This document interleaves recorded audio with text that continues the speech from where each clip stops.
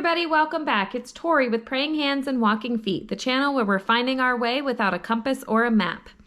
This week's going to be a short video because our walking feet took us to a cabin in the woods along a river.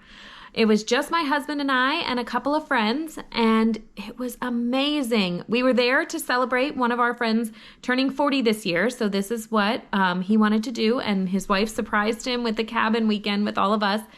And he knew that we were going and helped plan the meals, but he didn't know anything about the cabin. And let me tell you, the place she found was amazing. It was on this little river. The river wasn't very deep, maybe about waist or chest high. But there were kayaks at the house. There were horseshoe pits already there. They had cornhole. They had bocce ball. I've never played, still didn't play.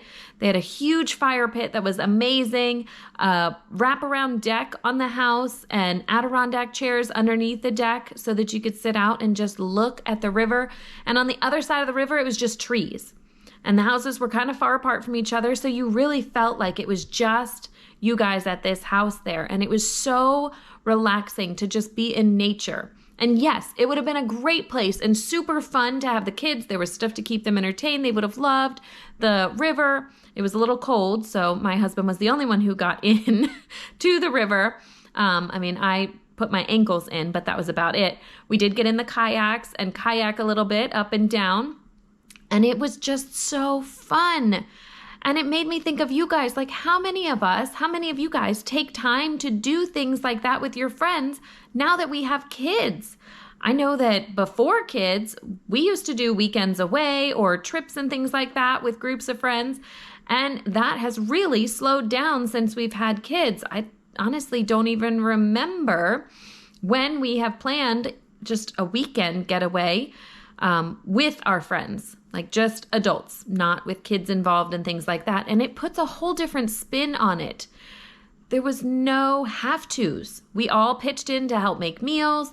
We all just let each other kind of do our thing. When somebody wanted to go kayaking, they just asked, does everybody want to go or not or whatever? We went up to a local park and we did a hike, which was super fun. But it reminded all of us like I'm still me. Yes, I'm mom. Yes, I'm dad. Yes, I'm this and that. And I wear all these hats. But it was so great to just remember, like, I'm me.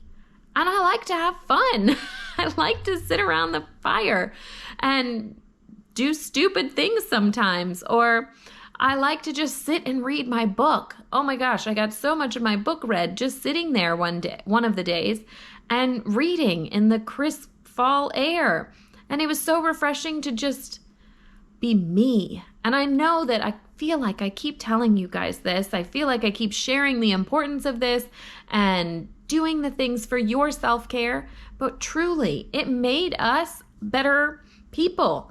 It made us better in our marriage. It made us a better wife and a better husband to get away and remember us as those people instead of us as husband and wife, or mom and dad, or the bill payer and the homeschool mom, or all of those other roles that we had. It reminded us of the time when that was what we were doing when we fell in love. And those were the things that we were doing when we were dating, like hanging out with friends and campfires and hiking and kayaking and all of those things, just with a group of friends, just being us.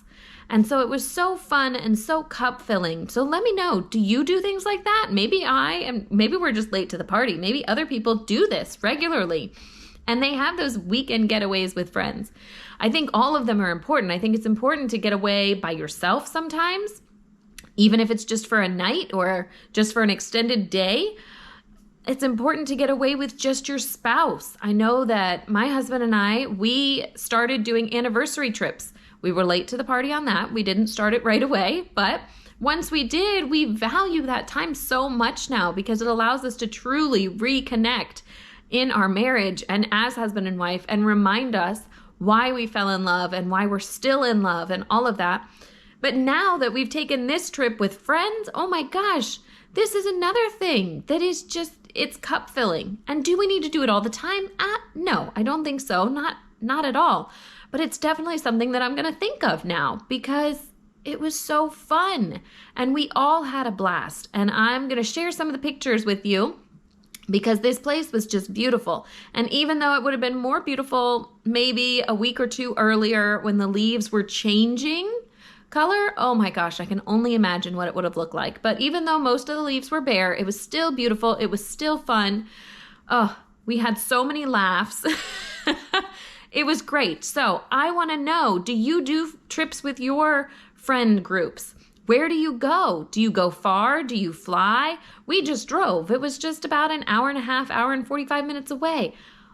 But I'm telling you, literally once we reached that hour mark driving out there, all of us in the car were like, oh, like we could just feel all the worries of home just melt away.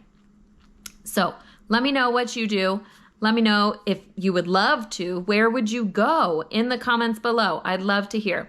And make sure you click subscribe so you don't miss any of our videos. See you next time. GoPro, stop recording.